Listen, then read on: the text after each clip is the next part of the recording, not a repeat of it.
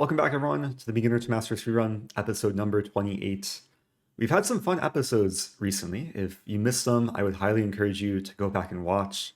There was episode number 26 with all Ponzianis, and then the most recent one where I faced some tricky openings. So I'll try and keep it going today. And before we get into the chess, I do have a question for the viewers. How many episodes in this series have you watched? This is number 28, so I'm curious if there's anyone watching the series for the first time, maybe stumbling upon this episode. Is there anyone watching who's watched every single episode so far? Do let me know in the comments below. So let's get into it. I'll hop into the 10-minute pool. And first game, playing Lord Hamlet, rated 1371. And we have a Queen's Pawn opening, which I don't encounter so much, or haven't encountered so much thus far in the series. But I'll stay with some copycat chess, at least for the first couple moves, and facing a London opening, which I do like to play from the white side, not in the speedrun, but in more serious games. And against the London, my recommendation is to go for reverse Queen's Gambit, with a quick c5 and knight c6. White's playing very quickly. This is a traditional London setup. And in this position, the move I like is queen b6, trying to pressure the queen side as quickly as possible. And White's still playing quickly. Yeah, we're following a line which I have shown in probably several other videos. A few years ago, I showed some instructive games in this line, which if I can find, I'll link below. Now, with c4 and queen takes b6, we are kind of transforming the position where I do have double pawns, but I have some nice benefits on the queen side. A bit more space, and now the half-open a-file for the rook. Now here, I definitely want to develop this bishop before playing e6, so I'll start with bishop f5. And the plan is to probably go for e6, b5, and b4. Knight e5 doesn't really change much. I don't want to take and allow white to take and kick my knight. So let's just play pawn e6. And if white takes on c6, I don't mind taking back. White's played very quickly so far. Finally taking a pause there. g3 is a very strange move. Like, it does plan to fianchetto light squared bishop, but at the same time, it kind of restricts this bishop. And the first thing that comes to mind is ideas of h6, g5, which maybe isn't necessary so soon. Like, even if I get these moves in, I'm not trapping the bishop because there's takes in bishop e5. So I think I'm better off just carrying through with my original plan. We'll start with b5 here. I mean, I do want to say that the London has kind of a unique reputation in chess. There's a lot of players who just despise the London, partly because it's very, very solid, arguably boring for some players. But yeah, hopefully I can show how to try and break down white structure here. And b4 is looking like a nice break in the position. Let's go for this right away.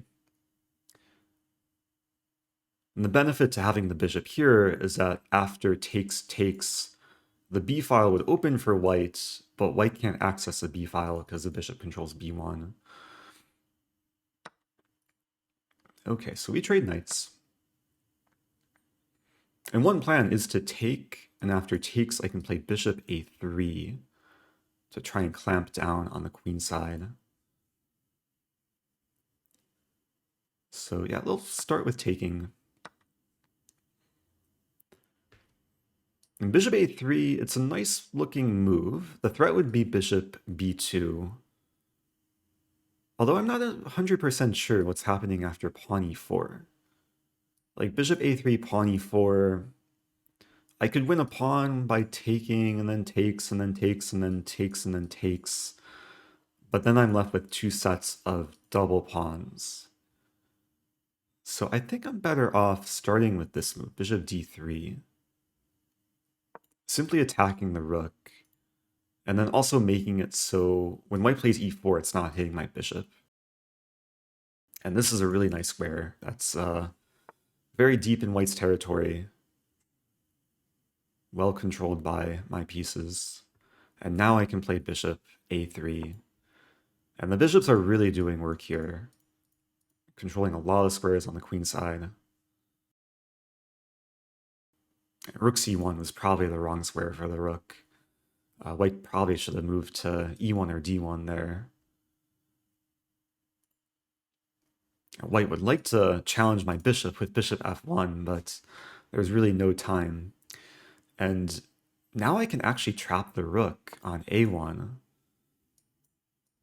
Yeah, this is a surprisingly common idea against the London, where, especially in these queenless middle games, the bishops really come to life. This is a prime example.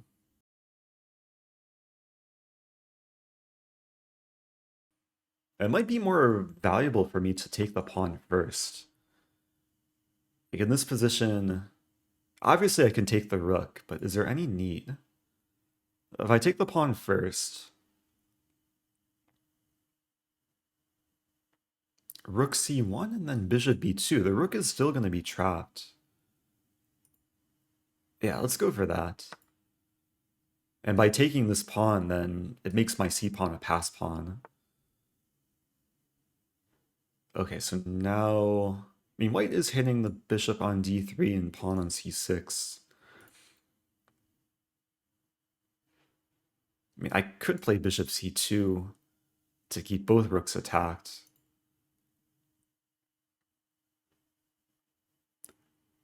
Just looking for the cleanest approach here. There's also bishop e2.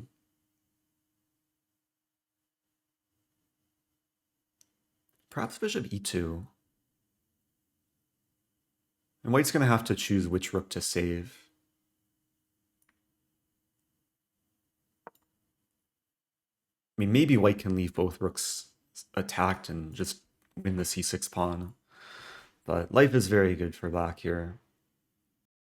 If knight takes c6, I can take the rook on d1. After takes, I can win the a2 pawn.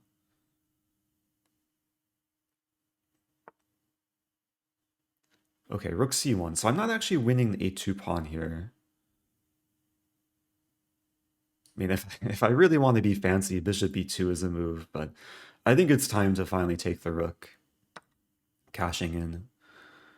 And now, I mean, do I want to save the pawn? Do I want to start pushing?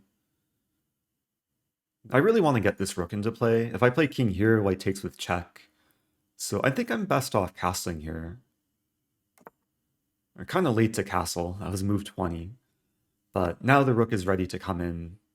Although if I move to c8, I get forked. So let's be a little bit careful. Maybe I can start with rook a6.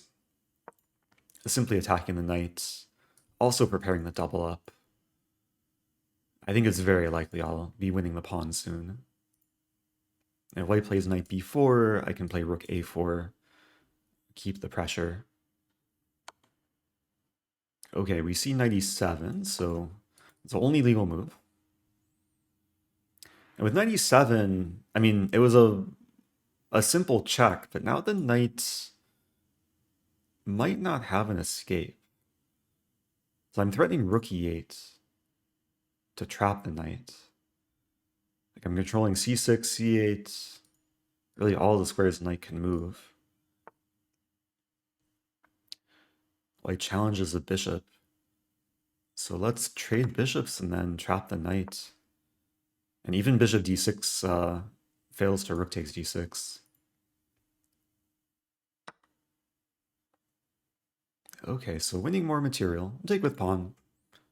Keeping the c4 pawn a defended pass pawn. And now I'm up a rook for a pawn. And that's enough to prompt resignation. So pretty clean game. Hopefully a nice demonstration of how to take down the London from early on. mean, a lot of players at this level, if they play the London, they'll enter this position. It's the most standard setup.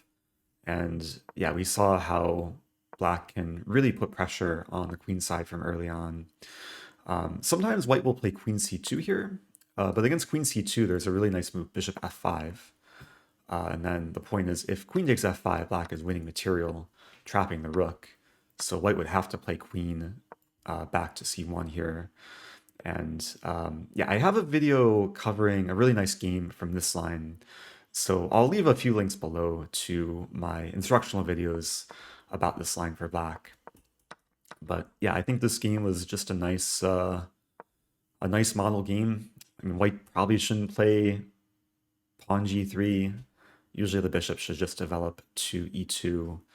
And generally, if you have this structure as white, one of the plans is to castle and then eventually play a3, rook c1, and then maneuver the bishop to c2 and try and trade off light square bishops.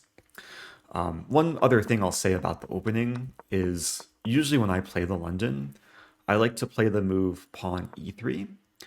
And it's very similar, but there is a difference with the move order, is after knight c6, white can play knight bd2. And this is a very different line because if queen b6, white can take, and it gets very sharp. Like if queen takes b2, then there's rook b1, and this is really the high-level London theory that a lot of grandmasters will go into. So don't want to go down the rabbit hole too far in that variation, but for any higher level players watching, it's a good line to explore. So anyway, hopefully some lessons to take away from that game. I think, yeah, the middle game plan worked out nicely. White should have just moved the rook maybe to e1. I was still going to play bishop to a3. And yeah, Eval Bar says black's in very good control. Bishop e2 is still very hard to stop. So nice game to start the episode. Let's keep it going. Rated 1334, playing Stas IIA. And we have another d4 game. So maybe the theme of today will be how to beat pawn d4. This time we have a Queen's Gambit, which is a bit different from the London. And I'm playing a Queen's Gambit declined. This is one of the openings I've been playing for most of my chess career. With bishop to g5, this is the standard move, pinning the knight. And I'll play knight bd7 here.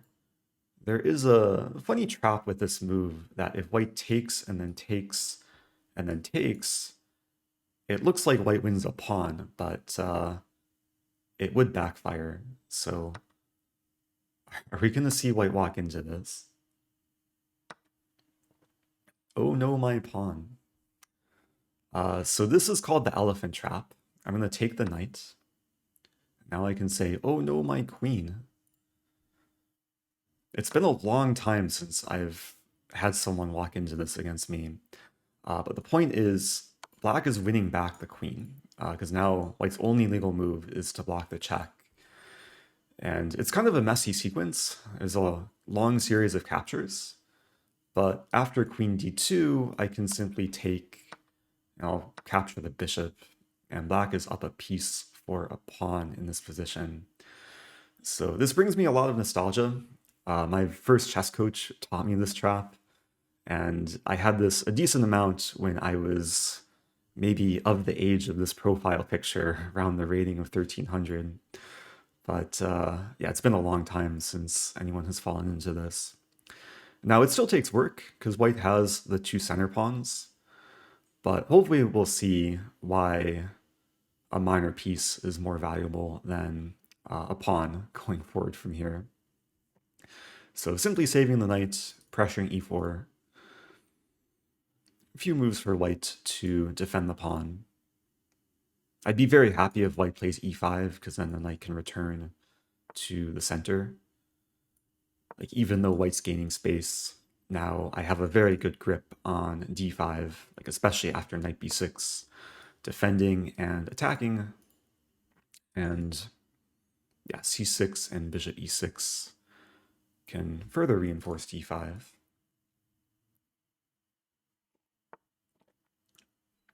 Okay, so we see bishop to b3. And now I think it's just a matter of developing. There's a question, do I want to play bishop f5 or bishop e6? I think both moves are very acceptable. I'll play bishop e6, which will maybe lead to some simplification if we trade bishops. And now the plan is probably to get a rook to the d file. This is a main half-open file I'd like to control. And this is essentially a backwards pawn, because it's on the half-open file, it can't move forward, and it's probably white's main long-term weakness going forward here. I'll throw in c6, just ensuring that things are super, super solid. Again, reinforcing d5. And the c file is white's only half-open file, only file with no white pawns. But white can't really make use of the file because this is a pretty solid construction. My plan is probably to play rook d8 and then maybe just double up rooks. Eventually bishop g4, perhaps remove the knight. Or maybe white will remove the knights for me. Like if takes and then takes, I wouldn't mind that. I don't think there's any reason to play h6. I mean, white might be going for knight e4 and then looking to control the dark squares. So have to be a little bit careful here. I mean, one move that comes to mind is bishop f5. Like simply acknowledging that white wants to improve the knight and then just preventing white's plan. And even though I'd be like very happy if white were to take, which is tempting to leave the bishop here, I think it's worth preventing knight e4. It's simply a prophylactic move. And now the knight is looking kind of silly on g5. Not really doing much. And white was maybe dreaming of using the knight and the bishop to pressure some targets. But this knight is so solid. It's not going anywhere for the time being. Okay, so rook e1. I'll play rook d8. And yeah, now if knight e4, I'll be happy to take. And eventually I probably do want to move the knight. Like even though it's a really nice, stable, centralized piece, the one drawback of having the knight on d5 is it obstructs a rook from attacking the pawn. So probably eventually I'd like to move it to c7 and then e6, maybe f4, attack multiple pawns. Yeah, actually the prospect of knight f4 looks really nice.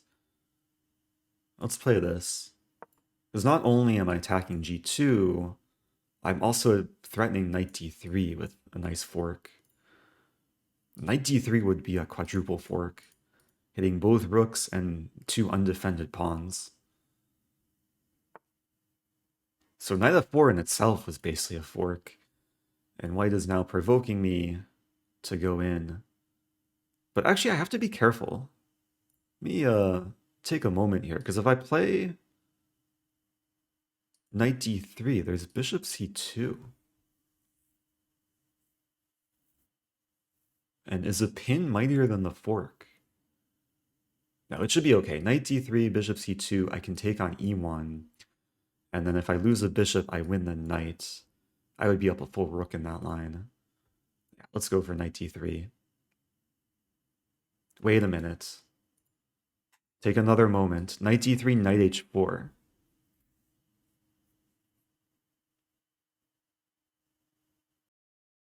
I think a lot of players would be so excited to quadruple fork in this position. But what's happening after knight d3, knight h4? Because if I take either rook, white takes here with check.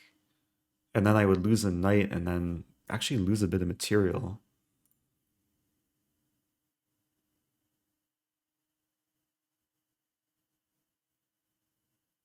It's not simple. And then the problem is, after knight h4, bishop g6, white takes with check, I take back, I lose a knight. Oh, g3 is a very, very tricky move. Like, I was about to mindlessly just walk into this, but I don't think knight d3 is good. Which means I have to find some alternative. I mean, knight e6 is definitely a safer option.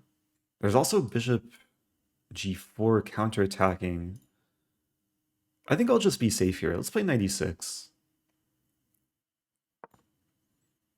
I can show the lines after the game a bit more clearly. But yeah, sometimes when you're up material, you still want to be like really, really careful and not make things trickier than they need to be. So with knight e6, I'm pressuring the pawn. White's defending the pawn. Let's attack the knight. The goal is to remove the defender and then win the pawn. Okay, what to take back with? I can also take the knight here, which is kind of interesting, but I think I'd rather take the bishop. I'll take with the pawn. The nice thing about this move is it opens a file for the rook, other rook on h8. I'm keeping the bishop pressuring the knight.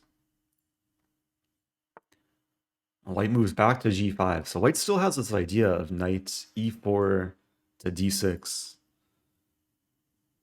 I could throw in this check.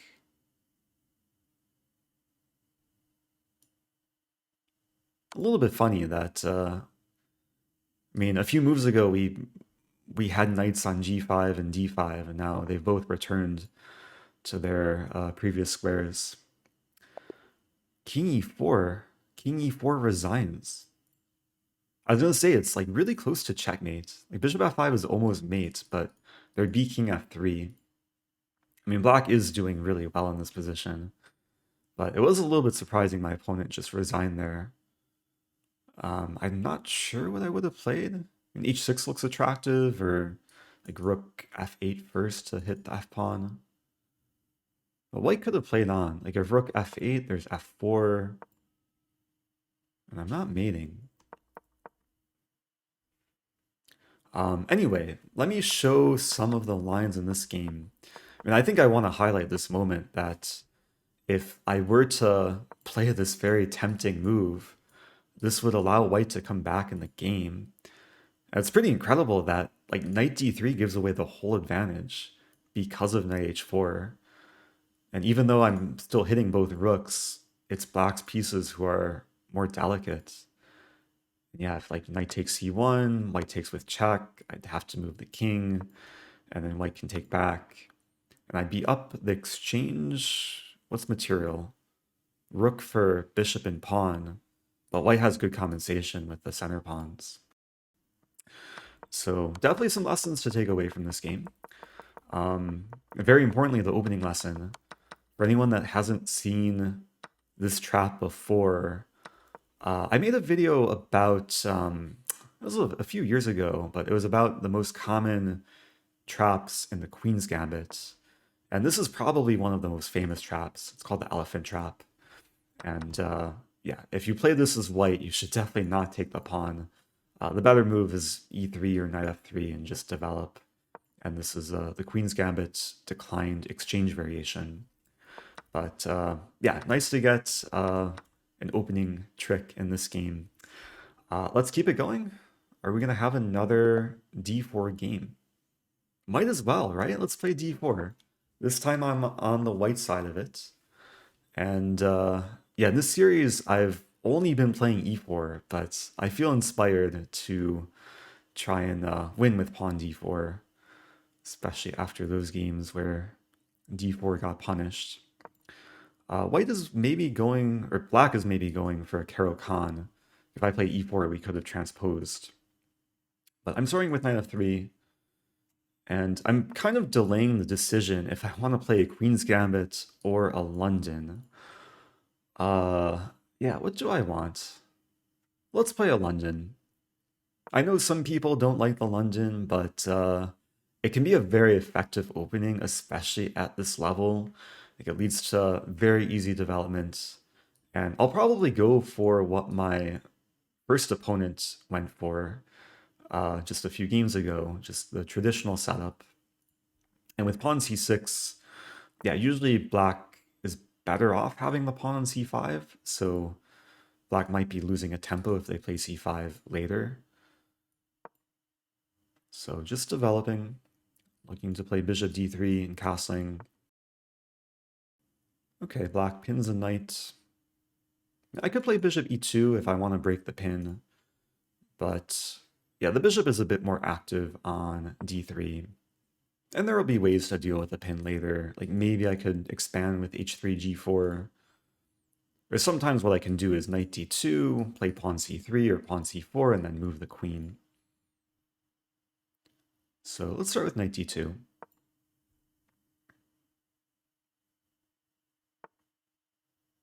Okay, so black does play c5, so they kind of lost a tempo, having moved the c-pawn twice in the first 6 moves.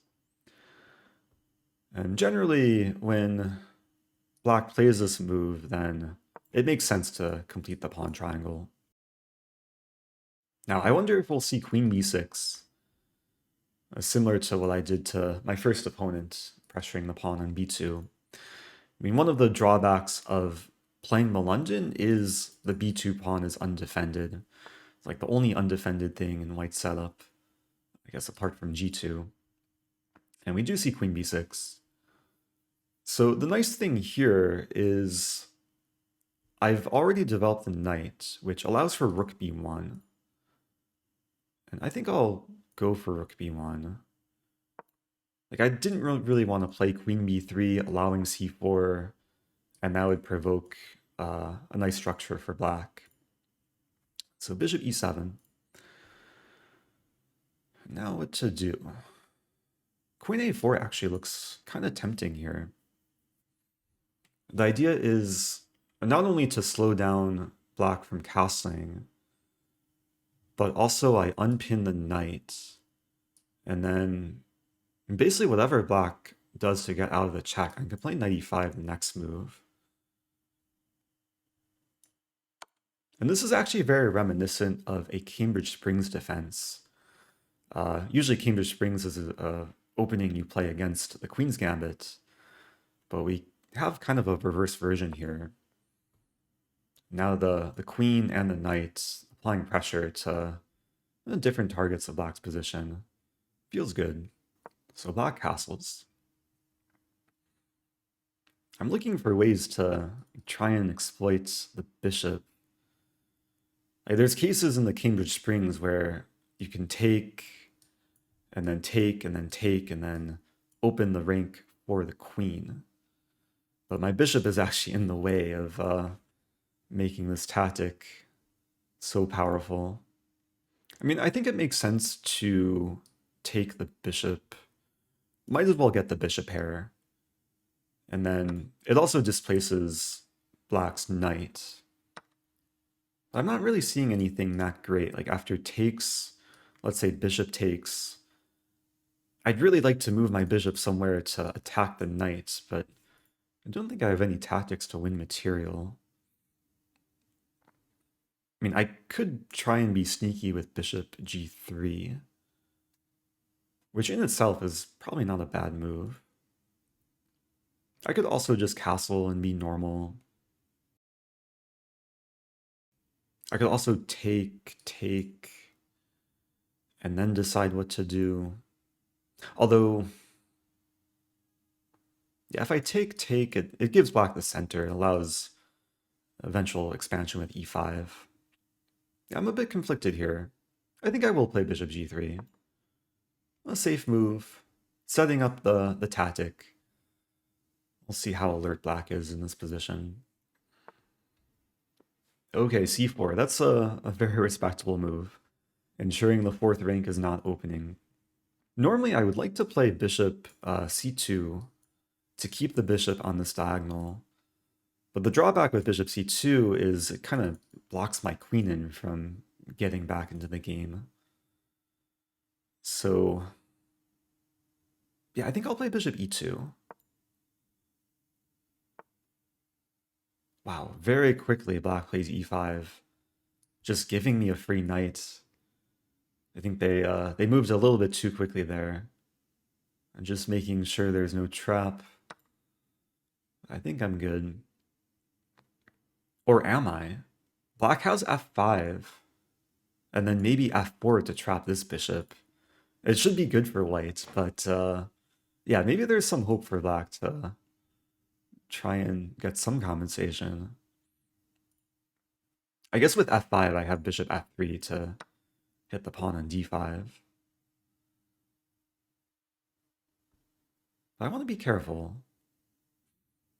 Like if I take here f5, bishop f3, f4, bishop takes d5, I'll be winning a bunch of pawns.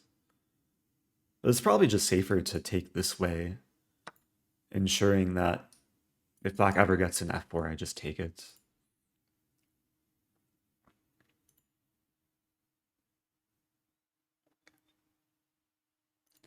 So, I mean, black had a like very reasonable position after playing pawn c4, but they really should have saved their knight, like knight f6 or pawn f5 there. Now it's yeah, it's going to be tough for black to cause too many issues. Pawn c3, maybe thinking that the b pawn is pinned, but I can take, and the knight moves backwards to defend the rook. So life is very good here. I could take the pawn. Yeah, I was tempted just to castle, but might as well win more material. And with this, I'm hitting the knight. Yeah, black's position is crumbling.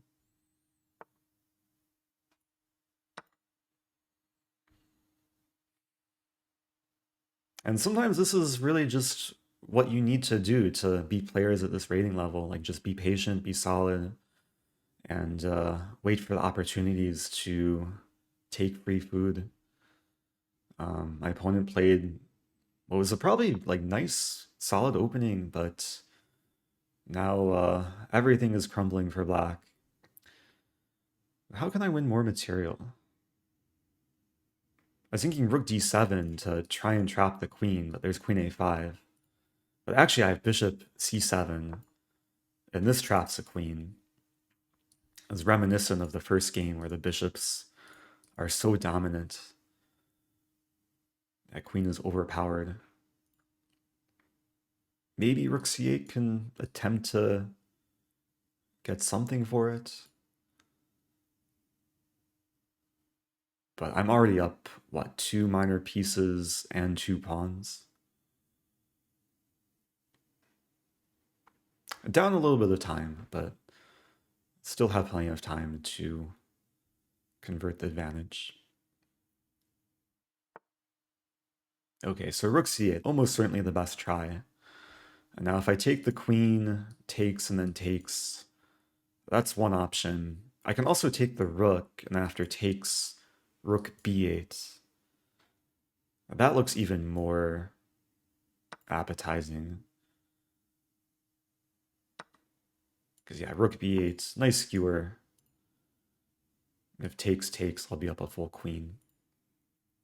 So I think my opponent is realizing their doom. Okay, so queen takes b8 is played. And let's keep cleaning up. Take the pawn on d5. Yeah, rook b1 locks into knight takes b1.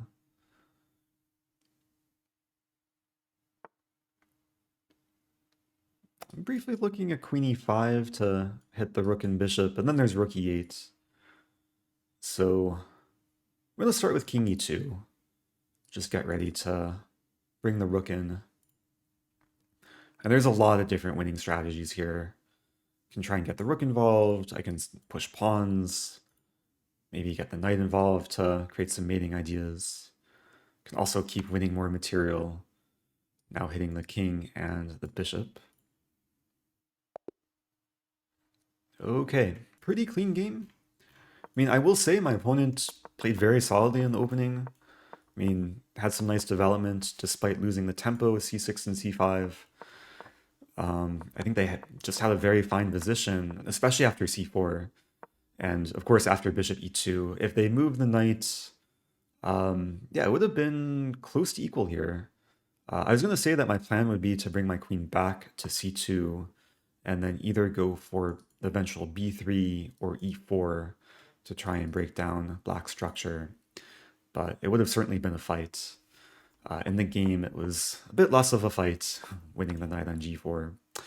So, some fun games today, a lot of lessons to take away. Hope you guys enjoyed this episode.